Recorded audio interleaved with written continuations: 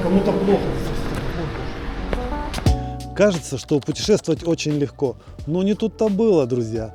Иногда попадаешь в такие ситуации, что просто за голову берешься. Например, можно заехать совсем не в тот город, куда собирался. Или вас могут поселить в кладовке. И хотим вам рассказать, как не попадать в плохие ситуации. Например, как правильно бронировать жилье на примере нашего города Гайслинген-ам-дер-Штайге. Здесь можно иногда найти жилье даже за 5 евро в сутки.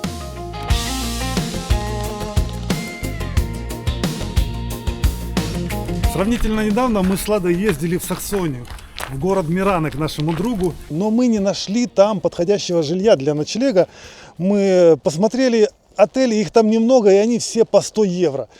Ну, мы тогда заглянули в соседний город, и там в городе Цвикау мы нашли комнату, в которой можно было заночевать за 50 евро. Мы так обрадовались этому. Вы не представляете, дешевая комната, когда везде цены за 100 евро. И мы не очень приглядывались к тому, какие там нюансы. В принципе, фотографии нам понравились. До этого у нас был опыт уже ночлега не в отдельной квартире, а в комнате с хозяевами. Это было в городе Шафхаузен в Швейцарии, возле Рейнского водопада. И там хозяйка была темнокожая девушка, мы ее практически не видели. Вот такая вот девушка вообще. Было очень комфортно там ночевать, поэтому мы решили, наверняка... Везде так. Да, наверняка тоже будет почти так же как-то. Поздно вечером мы приехали в Цвикау. Холодно. Но, конечно, холодно. Зима, декабрь. И мы с Ладой бешено устали. Сегодня спим. Завтра садимся вот на такой поезд отсюда из Цвикау. И покажем, в которой мы будем спать. Ах, да, все, что мы можем показать, это квартиру за 50 евро, которую мы сняли на ночь. Это самый дешевый вариант, который мы нашли в данной местности. Даже не квартиру, мы снимаем комнату. С хозяином. Там есть кухня, но в той же квартире живет и хозяин. Зашли, постучали в квартиру. Открывает нам человек восточной наружности, такой вот арабской наружности, но достаточно дружелюбный парень, и спросил у нас: вы на поселении на ночь? Да, мы говорим. Вы хозяин? Он говорит, нет. И хозяин нам написал, что это его брат. И заходим мы в квартиру и видим, что эта квартира вообще выглядит не так, как на фотографиях. То есть это вообще другая квартира, вообще все другое, не такое, как было на сайте. Мы сразу поняли, что это такое кидалово конкретное. Хотели уходить, но уходить нам было некуда. Некуда. Но мы решили, ладно, бог с ним, уже поздний вечер, где там что-то искать, тем более деньги заплаченные уже онлайн. Этот человек нам говорит: вот ваша комната, заходите здесь и селитесь. И мы открываем комнату, а там куча чужих вещей. Там кладовка, конкретная кладовка, где лежат чужие вещи, коробки, какая-то одежда его, какие-то игрушки. Холодно. Видно, что эта кладовка, просто комната служит для лишних вещей. Обратите внимание, какой стильный рюкзак у Виталика сегодня.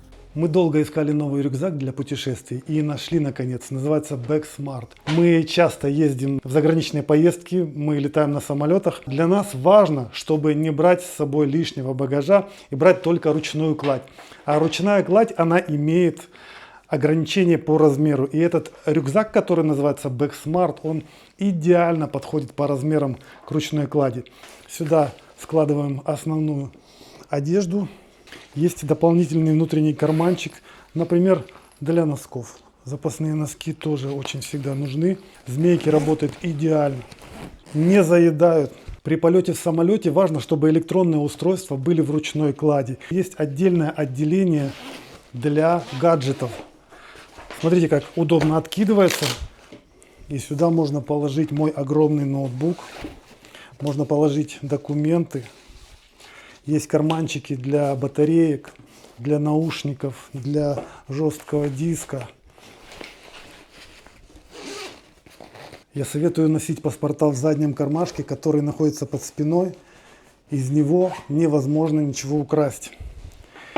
Есть еще много удобных маленьких карманчиков для быстрого доступа, например, сверху.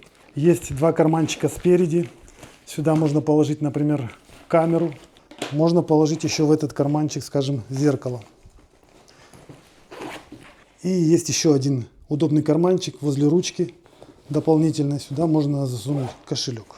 И, естественно, специальный карман для того, чтобы положить что-нибудь в виде термоса или бутылки с водой. Кроме того, если вам в этот рюкзак нужно положить больше вещей, здесь есть специальная опция расширяющая змейка. Посмотрите, мы открываем эту змейку, и рюкзак увеличивается в объеме на 10 литров. Можно еще положить дополнительные вещи. При этом он все равно влазит по размерам в ручную кладь в самолете.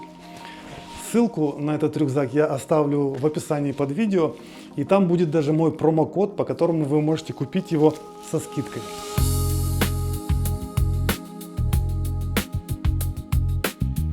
Там в комнате было холодно. Мы зашли, думаем, боже, как здесь ночевать. Подошли к батарее, но батарея теплая, горячая, в принципе. И, видимо, он ее перед нашим приходом включил только, но комната еще не успела обогреться. Бывают же такие случаи, мы не ожидали. Короче, мы сняли комнату в квартире, где люди живут. И причем эта комната вообще не приспособлена для того, чтобы в ней жить. Ну, как не приспособлена. Вот видите, 2 телевизора стоят здесь каких-то. Чьи-то накурено, чьи-то вещи висят. Ну, сказали нам, вот здесь располагайтесь. Причем не хозяин, а какой-то... Да, нас встретил не хозяин, а брат. И, в общем, мы вот так вот здесь. Ну, нам ночью переночевать, но все равно неуютно, конечно. Ну, сказал, можем пользоваться, конечно, всеми удобствами. Там в квартире есть кухня, есть туалет, но, в общем, как-то неуютно. Тут сидит какой-то мужик, и у него там какие-то кальяны, по-моему, тут все. Ну, да. Ну, все, ну, а что ты поделаешь, так зарабатывать. Он вообще был удивлен. Да, спрашивал. Мне кажется, он даже не знал. Возможно. Хотели еще наличкой деньги, ну а мы уже заплатили. Эх, ладно, будем иметь в виду, никаких комнат с хозяевами. Это какой-то ужас.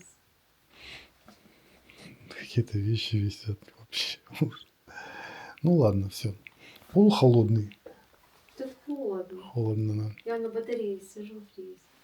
Вообще это была двухкомнатная квартира и небольшая, очень небольшая, общий коридор, из которого все двери, да. Если позакрывать все двери, то в принципе можно было бы чувствовать себя хоть как-то уютно, ну как бы отдельное какое-то пространство, но хозяин, вот этот человек, который там находился в квартире, он почему-то не закрывал дверь в свою комнату, и у него там стоял кальян на столе, куча посуды. Он ходил, что-то шебуршал, шептал на своем языке, потом, по-моему, песни пел, то ли молитвы. Он молился. Угу. Это арабской национальности человек, и он, видно, молится. И все это как бы очень громко, и все эти звуки доносились прямо к нам в комнату. То есть как бы ты живешь в присутствии человека, который все время что-то там подозрительное делает. Причем звуки иногда были такие...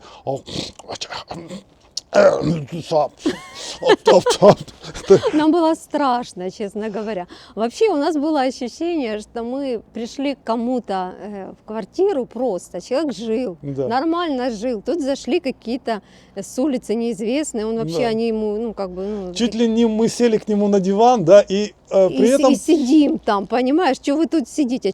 В ванну сходить, это вообще проблема. Там в ванной лежал грязный ковер. То есть он там, ну, стирал что-то, то есть помыться невозможно было. Кухни как таковой не было вообще.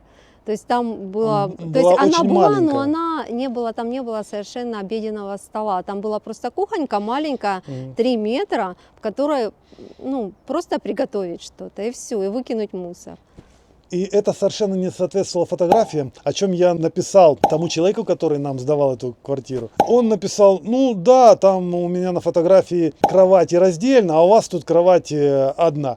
И в общем мы поняли, знаете, как работает эта схема? Это получается субаренда. Скорее всего, они эту квартиру снимают и дают в Airbnb объявление специально с чужими фотографиями, чтобы хозяин квартиры не смог узнать свою квартиру.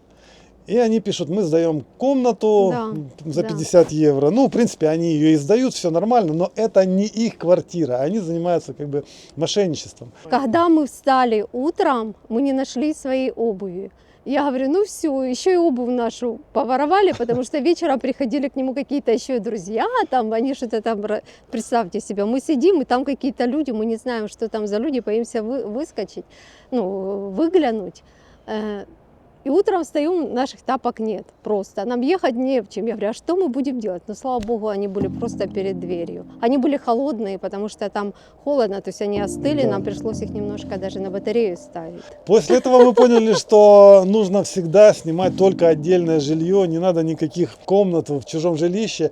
И я потом почитал отзывы у этого арендодателя под его квартирами. И оказалось, что он сдает несколько квартир, и за одну квартиру в другом месте у него хорошие отзывы, а за эту квартиру все время пишут, что это какой-то обман, квартира не та. Да, и самое интересное, что он потом очень долго к нам приставал, чтобы мы написали ему хороший отзыв. А мы просто думаем, если мы сейчас напишем вообще отзыв, пусть он радуется, хорошо это, потому что мы ничего не написали, потому что мы его пожалели, как бы, ну, рушить бизнес, не знаю, может быть, мы не правы, напишите нам в комментариях, может быть, надо было написать, что это обман, и тем самым, может быть, кого-то предупредить. Но там были предупреждения. Если бы я внимательно читал отзывы раньше, Да. то я бы наверняка понял. Но видите, какая путаница. Нужно очень внимательно изучать жилье, в котором вы хотите поселиться. Потому что бывает такая ситуация, у человека несколько вариантов жилья, но отзывы все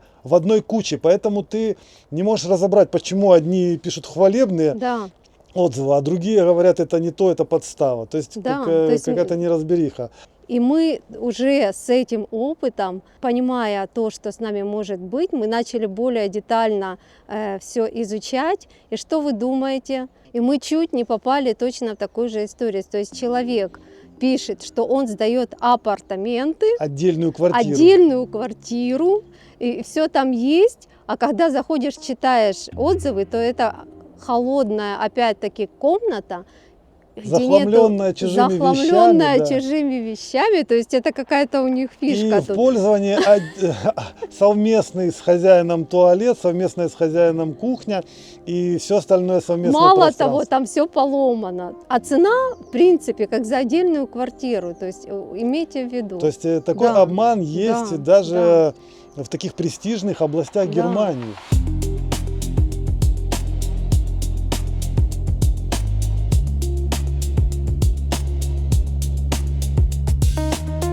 Сейчас я хочу вам рассказать, как лучше всего искать отели в Германии. Ну и не только в Германии, по всему миру так работает. Мы, например, сейчас стоим рядом с отелем. Посмотрите вот сюда. Прекрасный отельчик. Скажем, вы видите, что это отель и хотите узнать, сколько стоит, не заходя в этот отель, вы можете просто зайти в Google карту и нажать там кнопку отели. Гостиницы, например. Да, вот гостиницы. И он показывает, карта вам показывает, какие отели есть рядом с вами. Приближаете, смотрите, вот отображается отель, который стоит 138 евро за ночь. Это же, конечно, очень дорого, поэтому у нас есть небольшой лайфхак для вас, как искать отели. Во-первых, можно воспользоваться искусственным интеллектом. GPT прекрасно работает как поисковик. Лада сегодня попросила его, найди нам дешевый отель, потому что Виталик не может найти через Booking, через Airbnb даже искал в нашем городе. Booking выдает мне цену вот приблизительно около 100 евро. У нас тут мало отелей, 3 или 4 отеля всего, да. Google карта их всех не видит. И то, что есть в Google карте, оно все дорогое. И Лада попросила GPT, он нашел нам сразу же за 42 евро отель. Вот, да. И еще подсказал, как лучше искать. Он говорит, нужно искать через агрегаторы. Ну, Booking тоже это агрегатор. Что такое вообще агрегатор? Это умное слово, которое подразумевает под собой поисковик именно по отелям или по билетам. И этих агрегаторов их масса. Вы через агрегаторы можете даже этот же отель найти дешевле, там не в 2 раза, ну там на 10 евро, там на 20 евро. Но в данном случае вот этот отель нифига дешевле не стоит. Вот 138 и все. То есть вариантов не так-то много, поэтому этот отель мы оставляем в стороне. В принципе, ничего особенного. Ну, место, конечно, удобное. Он находится возле замка и возле Одентурм. Это Тут известно. кафе классное, ресторан. Вот прямо здесь, да, вот. Для выходного дня вот так вот. Но мы ищем дешевое жилье, поэтому сейчас мы поедем с вами, друзья, смотреть другие отели и еще кемпинг.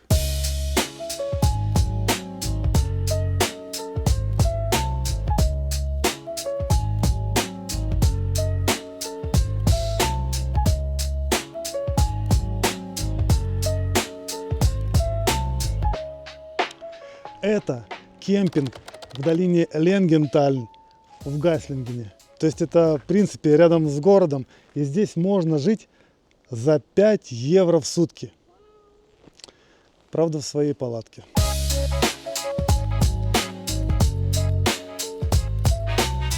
Просто так жилья нету.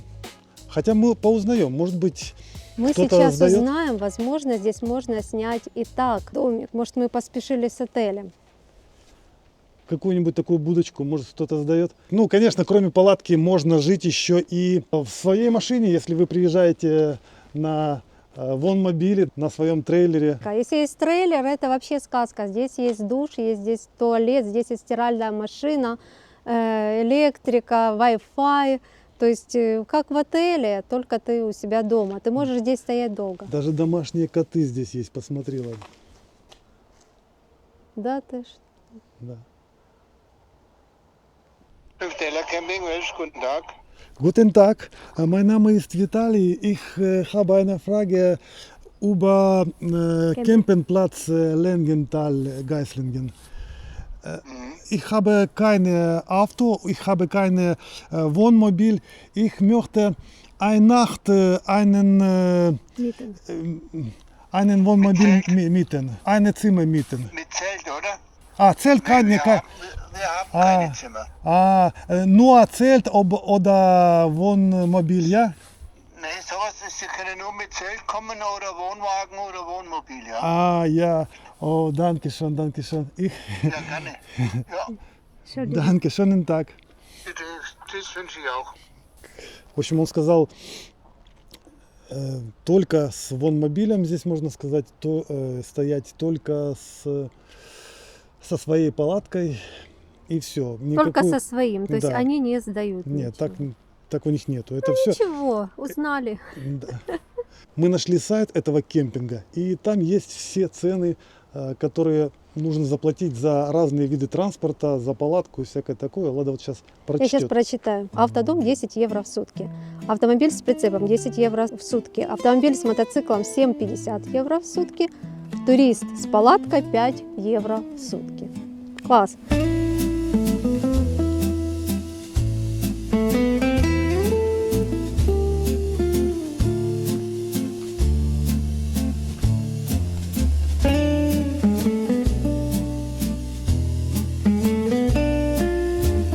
Ну смотри, вот здесь вот можно поставить палатку. Если бы мы сейчас приехали с палаткой, ну, мало ли, может, мы экстремалы, да, и поставили здесь палатку, то мы бы могли за 5 евро переночевать.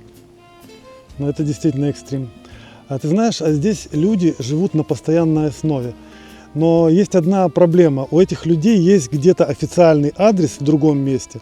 На том адресе они зарегистрированы, и поэтому у них все легально. Вот, например, поселиться здесь и жить, зарегистрировать адрес, который будет официальный адрес, невозможен в этом кемпинге. Поэтому это только как временное туристическое жилье. Ну смотри, вдвоем нам будет 10 евро в сутки. Правильно Хорошо. я понял, да? Хорошо, даже если 10 евро в сутки умножить на 30 дней, 300 евро. 300 евро, да. Ну это дорого для палатки. Для палатки дорого, да. Действительно. Это так. Несколько дней постоять в экзотическом месте. Видите, здесь ручей течет. Горы вокруг. Швабский Альп. Смотри, какие бывают вонмобили. Здоровенные, да? Прям грузовик какой-то. Прям целый дом. На таком вонмобиле можно ездить, не бояться в такие труднодоступные места. Там становиться.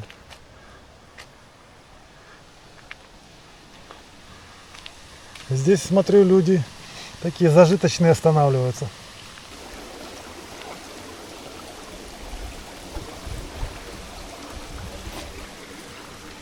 Едем уже заселяться в наш отель, который мы арендовали где-то среди этих домиков. Где-то здесь он должен быть. Сейчас остановимся и точный адрес посмотрим. Красивое место. Мы редко бываем на таких улочках.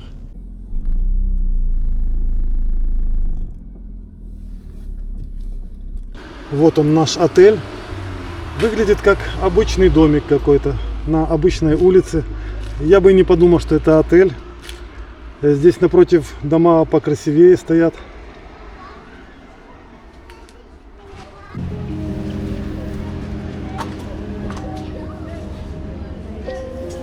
Отель внизу, думаешь?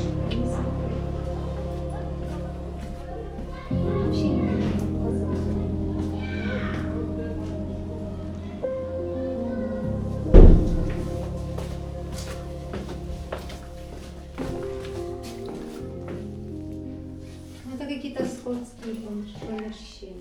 Это просто келлер, подвал.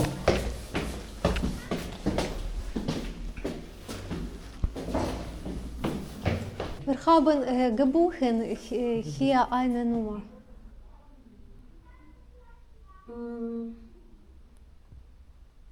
Italien. Ja.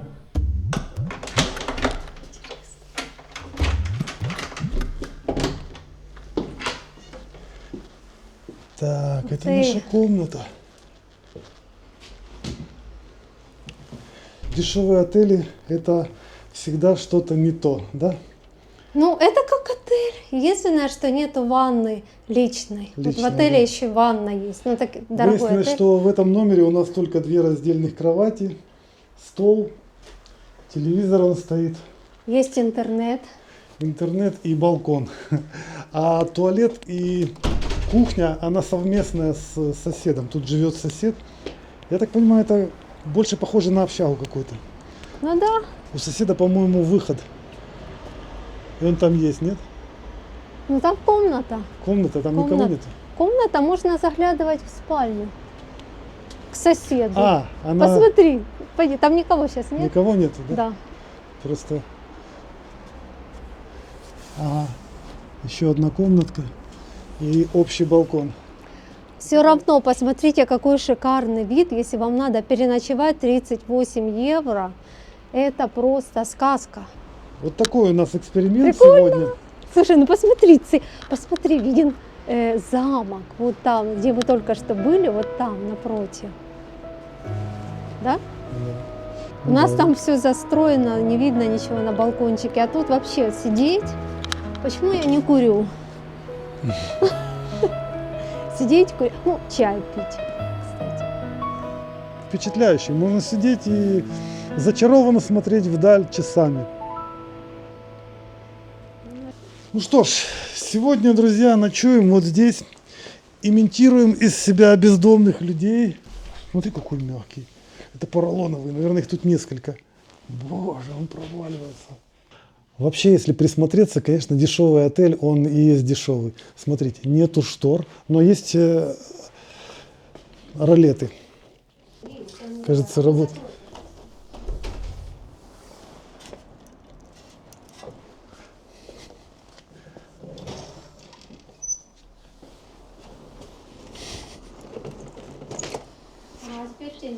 Я боюсь сильно опускать, вдруг мы потом не поднимем их. То есть, смотрите, штор нету, ролеты плохо работают, обои поклеены как попало. В коридоре все прокурено, запах курева стоит. Мебели как таковой нету, есть вот небольшой холодильничек, и то хорошо, да.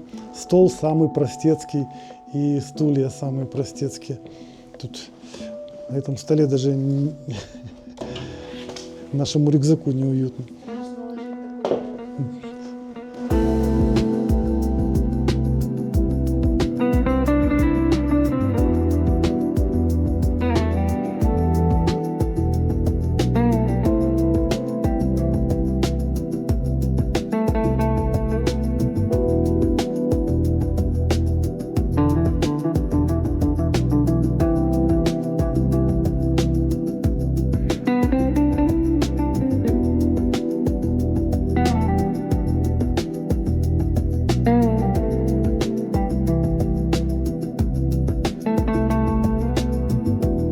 Днем мы взяли ключ от нашего отеля, а потом поехали домой, потому что мы поняли, что здесь холодно, и вот сейчас вечером только вернулись и будем здесь ночевать. Ну, потому что, ну, как бы странно, если мы не придем, сняли отель и не пришли. Это будет очень странно.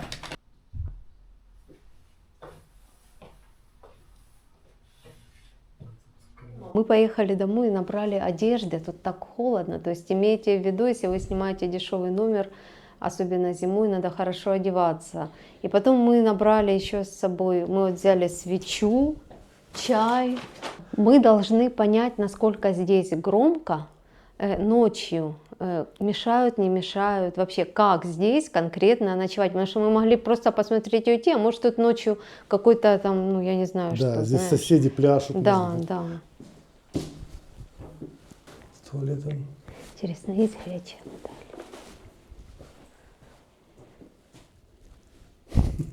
Ты как в аэропорту сверху нажимай, нет? Не льется? Наверное.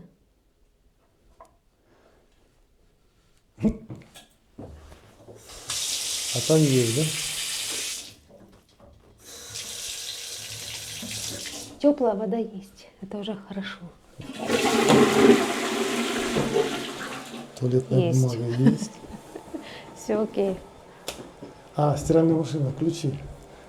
Смотри, нужно бросать монету, Ага, и можно тогда постирать за деньги. за деньги, да. Вот еще одна стиральная машина. Еще Тоже одна. за деньги. И тоже такой же стоит счетчик. А вот написано. Прочитай, сколько там. 3 евро я угадала. 3 евро, да. За стирку. В общем, смотри, она принесла нам чайничек. Это девушка, которая здесь работает. Тут есть какая-то посуда на кухне, даже какие-то специи, рис, вытяжка, плита, мусор, мойка. Здесь вода, надеюсь, бежит. Вот чашки. О, есть. чашечки есть, а мы боялись, из чего нам вино попить. Есть сковородка, есть кастрюлька. Я думаю, этим всем можно пользоваться. Вот еще, смотри, ну это протекает там видно. Вилочек нету, ножей. Да? Возьми тогда 2 стаканчика каких-нибудь, и мы пойдем вино пить. 2 чашечки. В каждой неловкой ситуации можно придумать себе что-нибудь уютное. Посмотрите, как мы обставили этот номер. Он выглядит сейчас по-королевски. Вот просто мы чувствуем себя здесь, как в 5-звездочном отеле. У нас есть камин, у нас есть вино, у нас есть фрукты, у нас есть все, что нужно для уютного вечера вдвоем. И мы даже закрыли, смотрите, окна у нас получилось. Да, просто надо было потянуть за ролеты, они закрылись. Все, никто нас с улицы не видит. Ну и вот этот вот камин сильно помогает согреться душевно. Кстати, есть история про аналогичное видео. Говорят, что 9 или 10 лет назад некий человек выложил на YouTube такое видео, и оно стало очень популярным, и он на нем зарабатывал ежегодно $200 000. И до сих пор зарабатывает, особенно зимой, когда Оно люди... набрало очень много миллионов, особенно зимой, когда люди хотят тепла и хотя бы визуального тепла. И вообще это наше любимое видео. И это наша Мы мечта. тоже так хотим. Да. Мы смотрим и воплощаем это в нашу жизнь, чтобы нам удалось сделать одно такое видео, которое бы кормило нас, допустим, сколько его кормило? 9 лет? 9 или 10, да. Вот.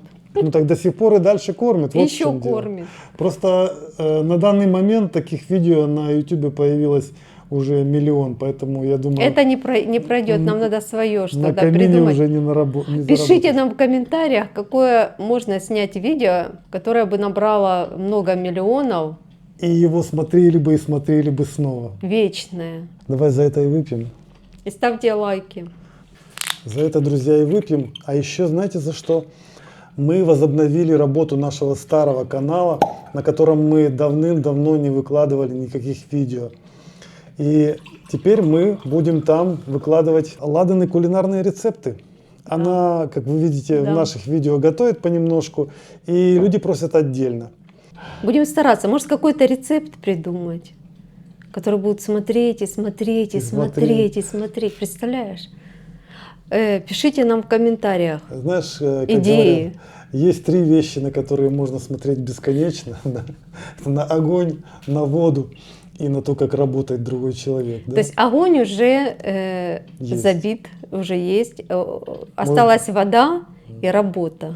Надо взять и просто копать яму и снять это. И бесконечно копающий человек.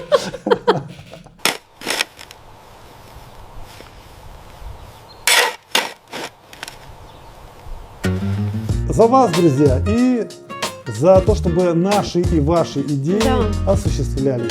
Да. Хорошие идеи, только хорошие. У нас самые лучшие подписчики за вас. Мы взяли и восстановили старый канал, на котором мы раньше снимали в Украине, а теперь мы выкладываем на этом канале рецепты. Кстати, в Украине мы снимали очень полезные вещи. Мы снимали, как установить буржуйку в квартире многоэтажного дома. Мы тогда переживали зиму, аналогичную той, которая сейчас. Стеклопакет был толщиной 38 мм, а панель из минваты, она толщиной 50 мм. Вот блэкауты, нету света, нету отопления. И мы показывали, как мы это переживаем. Сегодня 7 декабря 2022 года. Это Украина, город Ирпень, Киевская область. Вы в настоящем моменте. Меня зовут Виталий, со мной Лада. И в сегодняшнем видео мы вам хотим рассказать о том, как мы выживаем в этот сложный для Украины период без света. В комментариях было больше всего вопросов именно про буржуйку, о том, как мы ее сейчас используем и используем ли. Ну, вы можете видеть, стоит она сейчас в разобранном виде, мы ей не пользуемся. Что мы поняли? Во-первых, у нас были неправильные представления о том, что нас ожидает. Мы думали, в первую очередь исчезнет газ. Почему-то мы так думали. А на самом деле в первую очередь начало исчезать электричество. Электричество вырубается иногда надолго. Самое длинное отключение в Ирпене было 17 часов. В Киеве, говорят, по 32 часа не было электричества. Да, но по 3 дня, по 5 дней. Не, по 5 дней не знаю. Было, да? Мы еще пробовали сначала большие кастрюли ставить на газ. И они как бы быстро нагреваются, но у нас и окна потеплее. То есть это сырость, это как бы, ну, тепло, нехорошо. Быстро, но да. Сыро. Поэтому мы думали, придумали кирпичи. От кастрюль мы отказались. Вот, Жек заготавливает дрова на зиму. Уже есть буржуйка, стоит она где-то в одном из жековских помещений. Ее вынесут на улицу. Единственное, чего не хватает, это палатки. Для того, чтобы буржуйка стояла не на улице, а в палатке, чтобы не греть воздух. Там есть все эти видео. Возможно, мы будем еще не только рецепты делать, возможно, мы будем еще показывать какие-то небольшие эпизоды из нашей жизни в Германии тоже, которые не вошли в основное видео. Это будет тоже интересно, так что подписывайте. Я думаю, будет интересно. А эпизоды есть, друзья, и мы сегодня хотим вам рассказать про эти эпизоды, которые происходят с нами вот в таких путешествиях, о которых мы сегодня показываем. Мы сегодня просто как бы имитируем путешествие. Мы сняли отель прямо в нашем городе, в километре от нашей квартиры. Квартира рядом, но мы мерзнем в этой Но мы комнате. частенько уезжаем далеко иногда бывает с приключениями. С теми же поездами случаются приключения. Вот такие бывают ситуации на железной дороге. Сейчас мы с Ладой находимся в каком-то небольшом городке, который называется Динкельш. Сейчас скажу точно. Динкельшербен. Вот, стоит поезд, на котором мы ехали из Аугсбурга в Ульм. И поезд остановили, всех высадили людей. Теперь написано, что этот поезд дальше поедет на Мюнхен, то есть в обратном направлении. А все люди стоят на платформе и непонятно, каким поездом, куда дальше ехать. Сейчас прибывает какой-то другой поезд, но я не знаю. Это в обратную сторону, что ли? В общем, можно иногда так попасть в ситуацию, с которой ты не знаешь, как выбираться. Сейчас посмотрим, если все будут идти садиться на этот поезд РИ-9 на Ульм. То есть мы просто пересаживаемся на этот. Окей. Ну это же хорошо, недолго мы простояли, да? А мы опять же в наушниках пропустили какое-то сообщение на немецком и сидим. Но когда мы уже видим, что все люди вышли из поезда, мы такие сами выходим. А я ничего не понял. Эти люди с этого поезда выходят и пересаживаются в наш поезд. А мы пересаживаемся в их поезд. Что тут вообще непонятно. Какая-то махинация происходит. Wo ist kaputt? Die haben ihn mir alle gesagt, das war Politik. Monsieur, die sagen mir, der Zug kaputt. Alle Leute fahren mit kaputten Zug. Wohin? Nach Augsburg. Der fährt zurück. Verarsche, ganz schön. Ui, ui, ui.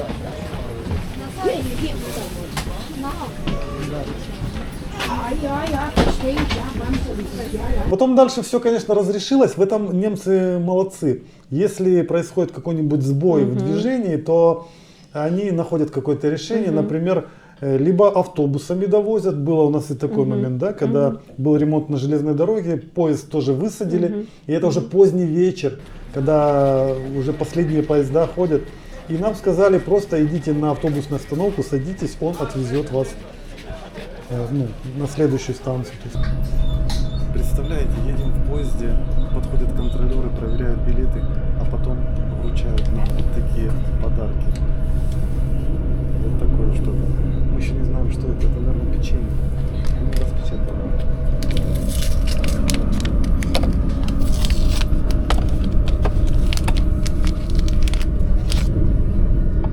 Печенюшка. Класс. Представьте, в поезде раздают подарки, если у вас с билетом не все в порядке. Вот это Германия. Мы, когда летели в Испанию, мы вылетали из аэропорта Баден-Баден. То есть мы должны были доехать до аэропорта вечером поздно и ехали через Карлсруэ. И за окном ничего не видно. По времени мы должны уже прибывать в Карлсруэ, а перед основным вокзалом Карлсруэ есть остановка такая промежуточная. И вот я смотрю, все написано Карлсруэ, время совпадает, все, мы приехали. Мы за чемоданы, короче, выскакиваем на платформу и такие смотрим, как-то это не похоже на большой вокзал. Какое-то совсем не Карлсруэ. Да. В общем, мы вышли на станцию раньше, чем нужно. И пока мы сообразили, где мы находимся, поезд наш закрыл двери и ушел. А нам до пересадки на следующий поезд 20 минут. А нам нужно в аэропорт, и мы улетаем в Испанию, и у нас забронированы дорогие билеты, или не очень дорогие? Не очень. Билеты как раз дешевые, но... Ну и тем не менее. Но если бы мы не улетели на этом самолете, то следующие были бы очень дорогие, потому что мы их бронировали заранее. То есть это проблема, это была вообще конкретная проблема. У нас, в общем-то, вот такие вот глаза по 5 копеек, мы друг на друга смотрим и знаем, что делать. И тут я решаю догонять поезд на такси. Выскакиваем на площадь этого городка, это пригород Карлсруэ, и смотрим, стоят два таксиста. Мы такие им говорим: «Вас костит Карлсруэ Хауптбанхоф». Мужик нам говорит: 20 евро, то есть 20 евро. Мы такие: фух, хорошо. Окей, фарен шнель. Он царацух in 5 минут, но он такой, короче, наш поезд через 5 минут, давай быстрее. Он такой: успеем. В общем, довез, успели. Мы успели забежать на свою платформу на центральном вокзале в Карлсруэ и пересесть на нужный нам поезд. Но мы потеряли 20 евро. Нам не жалко было, мы бы заплатили больше, если бы мы опоздали. В общем, вот такие вот ситуации бывают в Германии часто. Не приходят вовремя. Кстати, почему мы успели, надо сказать, поезд, на который нам надо было пересаживаться, опоздал. Однажды мы ночевали в Саксонии, в городе Хемниц, и утром мы услышали, как кто-то ломает двери соседней квартиры. Когда мы вышли, мы увидели на площадке людей в форме пожарных. Алло.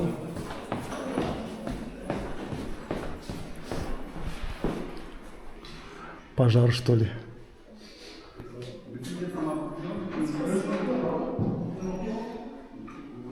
Все в порядке?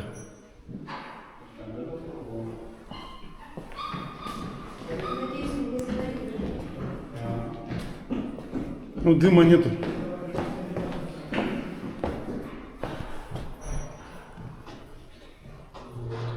Просто знаешь, я боюсь спрашивать, потому что я на немецком не сильно хорошо. Мне сейчас надо подготовить целый список слов, чтобы Ну да. Вас пассирт. я могу спросить. Вас ist los? Я спросила, но они не ответили. Не ответили, они заняты, да? Они так посмотрели.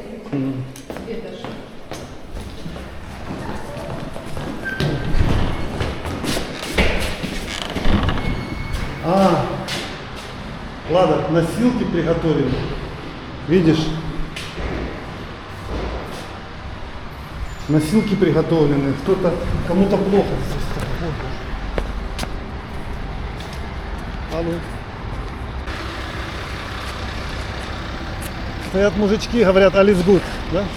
Ну и, конечно, мы не знали, что произошло, но у нас были догадки. Возможно, была утечка газа, и датчики газа сообщили об этом в пожарную. Но ничего такого вроде страшного не происходит. Но понагнали машин много. И прям к нашему подъезду. Они стучали там долго в дверь. Да? Да, что-то там не открывал кто-то. Почему эти носилки? То есть это непонятно. Ну да. Ну, надеюсь, никто не умер. Ну смотри, сколько техники понагнали. Короче, вот еще одна машина. Ну все пожарное вообще-то, я скоро не верю. А там была полиция. Опасная ситуация. Мы могли бы взорваться, например, вместе с этим домом. Но этого не произошло. Возможно, просто кому-то стало плохо, и он позвонить смог, а открыть дверь им уже не мог.